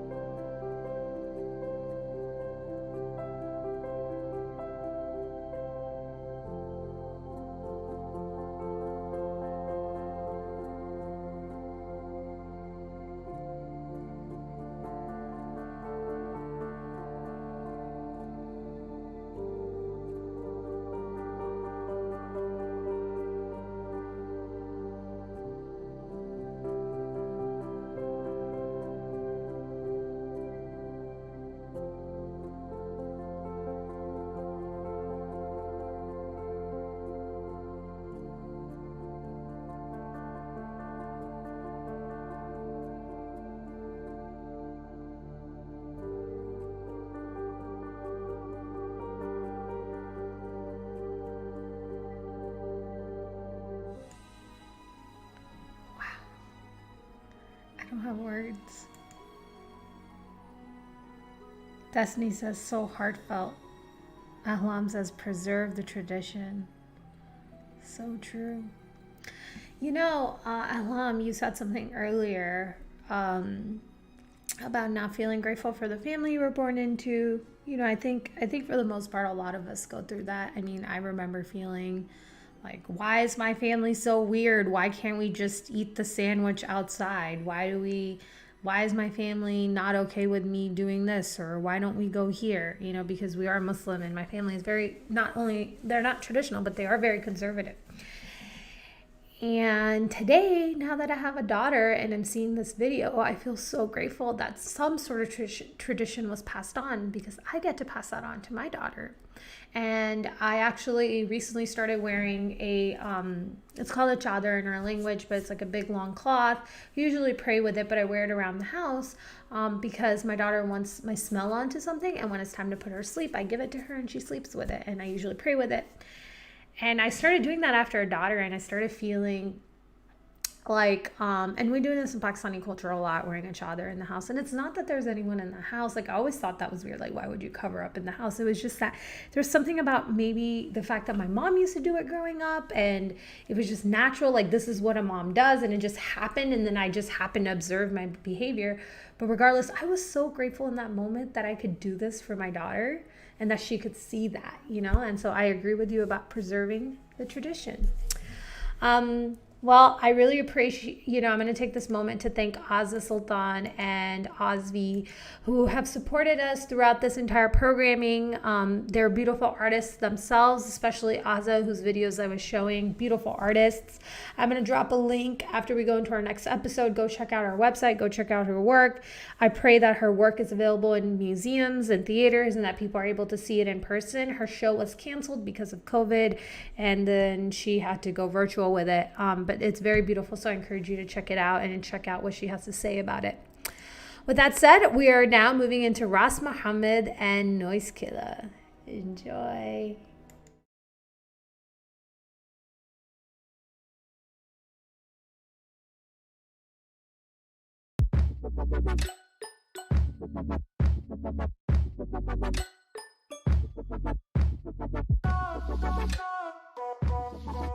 Bismillahirrahmanirrahim. Assalamualaikum warahmatullahi wabarakatuh.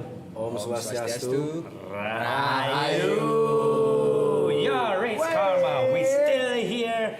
Ras Muhamad here. The Satrio, Rumi with the Uzi. Ra, ra, ra, ra, ra. Alongside Who's Dr. NozieKilla? And we have a special guest. We're not alone right now. Our brother, Grandmaster Teacher of the Bali World Meditation. That's right. Tebo Aumbara. Yay. Bali Whirling Meditation. Yeah. Love to see you guys. So I feel so honored, like, you know. Thank you for having us. Thank you for being here. Yeah, let's just get this started. How did you get started with the whirling meditation? So I've been learning with my teacher, Azzah. Okay. Yeah, he's from Turkey. So from the whirling dancing that I'm practicing, it's changed my language. Okay. I've been someone that wander with everything. I don't know myself, and especially I lose the romance between me and my creator, my divine. Okay. Okay. Yeah. So somehow I grew up as a dancer. 7 years I'm dancing already, man, with many different forms. I'm from Indonesia, so we learn so many dance, you know, like Papua, Java, Bali. A lot of traditional dances. Exactly. Yeah. And I remember that yes, you were different, and I was different. Yes. Because you were way younger. Way younger. Because this is the principle. Everything is move. The change is the absolute. Changing. Yeah. This is the principle in this whirling meditation. Okay. With this, all the galaxies and the sun and all the earth is rotate. Okay. You know, this earth even they also rotate. Yeah. Yes. Inside of ourselves, inside of our body, yeah. Our breath, our blood, you know. Even the atom cells always rotating. And I've been like really grateful to see when my son born from the womb of my girlfriend. Sorry about it. And his shit's coming from the womb like rotation. So this is like. This is the secret of nature. Yes. Yeah, this is the secret of nature. That's why this become power of meditation, dynamic meditation. It can be said like chaos in order. Yeah. Chaos in order. Right? Chaos, but that's my life. Order. Chaos, but no order. So, but imagine. So today, you know, like when we see the reality is going too fast, you know, like today in the society 0.4 that the people are like very fast in economic and in everything. Sometimes we like disconnect with ourselves. Myself too. And then daily practice is give me so much knowledge behind of the ancient practice that 13th century our Mevlana Jalaluddin Rumi bring this to the world. Yes. You have to Rumi. Bigo. Yes. But what do you get from it personally when you do your meditation and spinning? Because I see it. For me, I never tried, so I would like to try with you. And must be smart too. Inshallah. Let's go. Try. What do you get from it personally? So, is it freedom? Is it peace? Is it? So this is like we're receiving the light from the divine, and we channel it to our heart, and the right hand is, going to resonate to the earth. Okay. So, everything that we download, that we study, with the holiness, with the spiritual man, must be we can implement in our daily life practice. Okay. Yeah. Okay. To maintain emotion, to maintain all this. Maybe society try to giving you so many doctrine, but we are ourselves, we love ourselves, and we connect with them. And certainly give time. Give time to do this, right? To stop and meditate, and right? And how I see it, it seems like it's a balance of surrendering. Yes, you're spinning. You feel like you're spinning out of control if you're not used to it. Actually, I would be feeling That's the what I same way felt if I. when I I never tried it, so maybe if I try it, I feel like my life is spinning out of control. But you need to surrender to it, in which you can find control, right? Self-control first, right? So this is called dance of surrender. Dance of surrender. That's right. To have self-control. Only love, but focusing. Only love can bridge everything. So through this whirling, we can tuning ourselves, and our cell that gets stuck, or our chi that stuck during now, that you're not able to traveling a lot, so you need this practice. You don't need to big space, you just small space, and I will share with you really efficient methodology how to practice in a whirling meditation. And if you ever get to visit with Bali, you can check it out. Personally, where can you check it out? So you can check in our page, Facebook page, and our Instagram. Later we share with you. Okay. You want to try it? Man. Okay. Let's go try Let's it. go. Dear beloved friends, so I would like to share with you how our form of physical body that we able to spinning even on the small room, But anyhow, if you have big room, then it's also nice. Whirling meditation is the ancient practice that the behind of it is that how when we rotate, we remembering the day of birth, the time of birth, and also that all this universe is also rotation, and that creating dynamic process, bringing us to the state that activated our pineal gland, so our third of eyes. This is happening in yoga, in meditation, in any form of practice. So before we, you take your comfortable this moment, position. Rest. So we're hacking ourselves and take a deep breath. We bow ourselves to the great ourselves and to Mother Earth.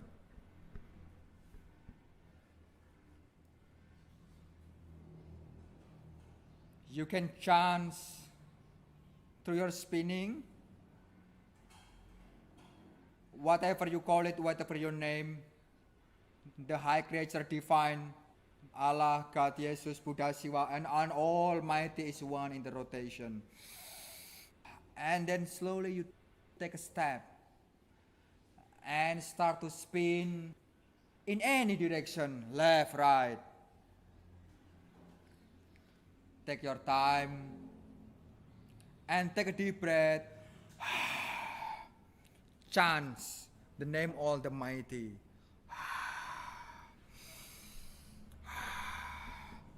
Take deep breath more.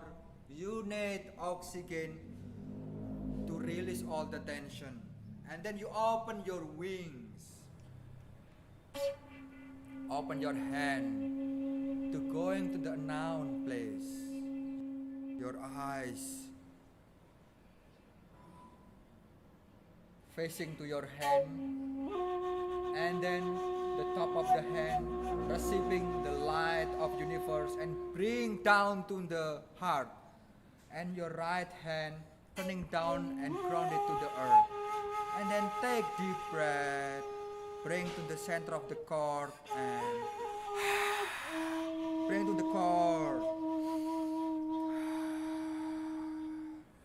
And let it go. Surrender.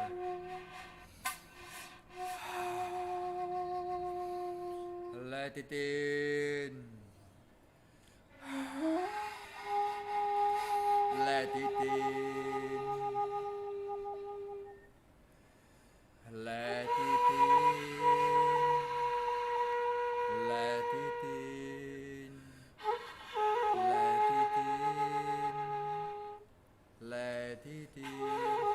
If you have difficult situation, take more oxygen. Let it all the blockage and all the anxiety is shaking dynamically internally, and then let it drop to the earth. Be grateful here, surrender. We meet there.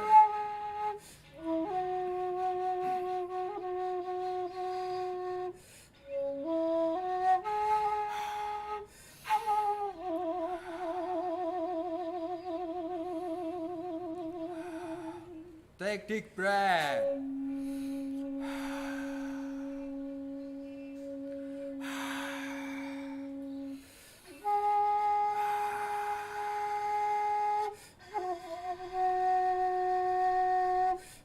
We can chant.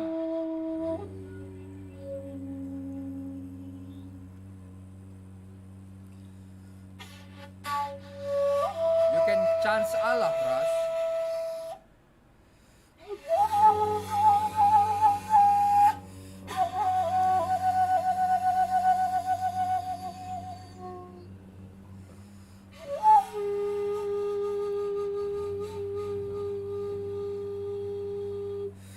And total emptiness.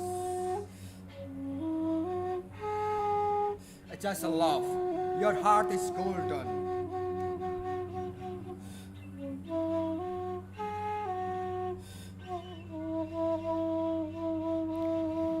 Take deep breath again. Then you can spin whatever you want. How long? With smile, with love.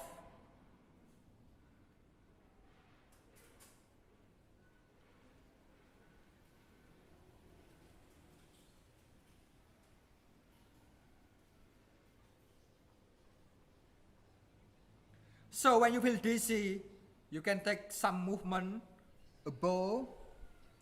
It is like child pose in yoga, or they call sujud. So there is reason why we're doing sujud and child pose.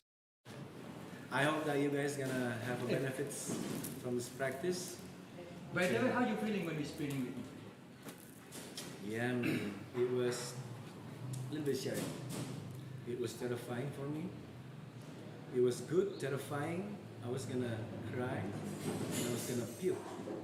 So that's why I'm stopping and surrendering like that. I feel all of this vibrant, you know. Same. It's Same. I feel taking flight. As Yeah, if like really the high. creator, Yeah, man. Jabbar or Khalid Yeah. just take me. It's like, whoa, it's something. Yeah. Like, very powerful. Very powerful. So, yeah, it's definitely one of the things that can defeat the fear of death. Yeah, yeah, yeah. Because it feels but it's very That's right. overpowering. Overwhelming. Mm-hmm. Yeah, raise karma. So thank you for table. Thank you. Thank you, Master. Table. Raise Yeah. karma. We're gonna see you again. Bless you.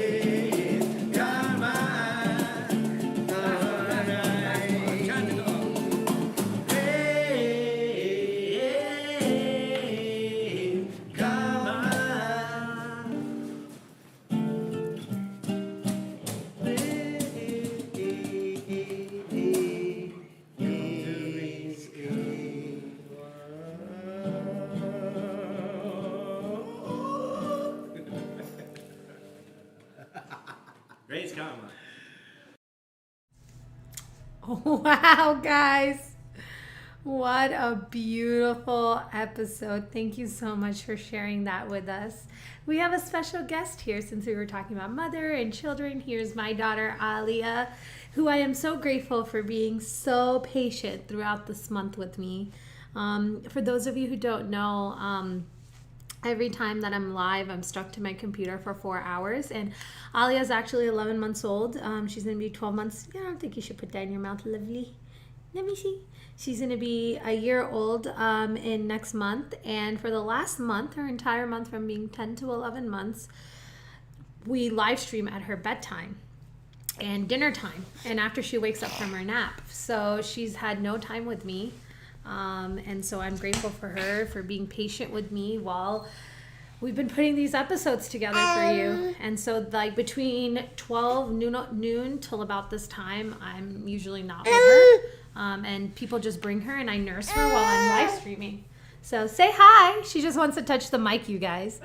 Ahlaam says, same, the chaos, no order. May Allah help us. Yes, I agree. They're filled with so much light. Girl, I am with you. These guys are lighting up my office. I am going to move on to our weekly intro video. So we have a little bit Miss Drama Queen over here. So enjoy.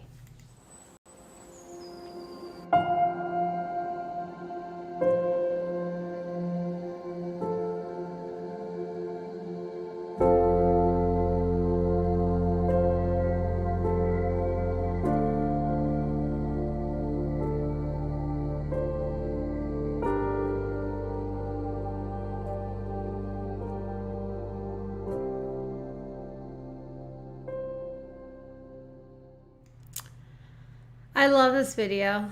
When we came up with what message we wanted to say this week, all of us here at Race Karma said, we want to show gratitude for you guys showing up. And as you'll see over the next 2 days, we will be unfolding different parts of our live streaming and how we've been live streaming. I can go on Instagram Live and even show you my setup afterwards. Hey, but we'll be showing different things. And, you know, we're not perfect. One of the biggest lessons I've realized throughout this live streaming process is we're not perfect. There's a lot happening back here and we make mistakes. I mean, how many times have I accidentally had butterfingers and ended a live stream? Like, and then I'm like messaging the artist, hey, I'm so sorry. I did it again. So things happen, you know, and we were here to see how it goes. And I really just want to enjoy the last 2 days. So we're just going to show it how it is. With that said, I would like to make a small prayer for our brother, AbdelKarim. His son is sick in Spain.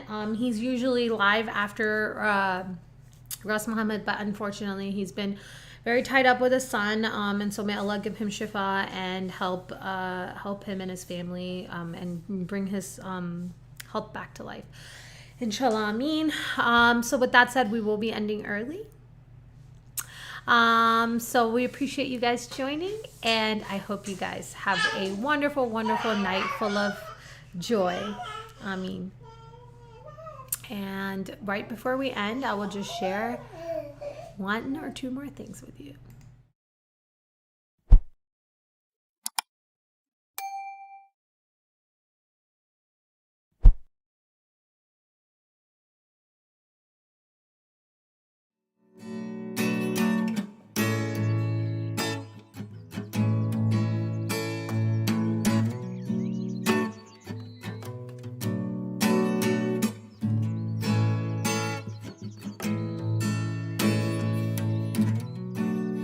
I've been broken so long, I started to think was my natural state. When they said you just have to battle on, tears turned to eyes as they ran down my face. You might blame